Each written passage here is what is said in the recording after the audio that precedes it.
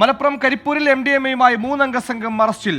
തിരുവനന്തപുരം വള്ളക്കടവ് സ്വദേശി നഹാസ്, കൊണ്ടോട്ടി പുളിക്കൽ സ്വദേശികളായ ഷിഹാബുദ്ദീൻ, സക്കീർ എന്നിവരാണ് അറസ്റ്റിലായത്.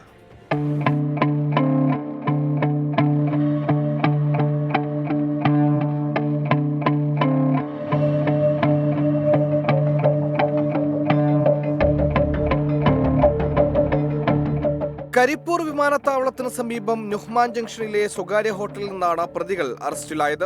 ഇവരിൽ നിന്ന് 51 ഗ്രാം MDMA പോലീസ് കണ്ടെടുത്തു. പാക്കറ്റുകളിലാക്കി സൂക്ഷിച്ച നിലയിലായിരുന്നു ലഹരി മരുന്ന്. ബംഗളൂരുവിൽ നിന്നാണ് ഇവർ ലഹരി എത്തിച്ചതെന്നാണ് സൂചന. സ്കൂൾ കുട്ടികളെയും കോളേജ് വിദ്യാർത്ഥികളെയും കേന്ദ്രീകരിച്ച് MDMA വിൽപ്പന നടത്താനായിരുന്നു പദ്ധതി. പ്രതികളെ ചോദ്യം ചെയ്തതോടെ ലഹരി സംഘങ്ങളെക്കുറിച്ച് പോലീസിന് വിവരം ലഭിച്ചിട്ടുണ്ട്. മലപ്പുറം ജില്ലാ പോലീസ് മേധാവി S. ശശിധരൻ IPS-ന് ലഭിച്ച രഹസ്യവിവരത്തിന്റെ അടിസ്ഥാനത്തിൽ SP-യുടെ സ്ക്വാഡും കരിപ്പൂർ പോലീസും നടത്തിയ മിന്നൽ പരിശോധനയിലാണ് പ്രതികൾ പിടിയിലായത്. വരും ദിവസങ്ങളിൽ പരിശോധന തുടരുമെന്നും ജില്ലാ പോലീസ് മേധാവി വ്യക്തമാക്കി. 24 മലപ്പുറം.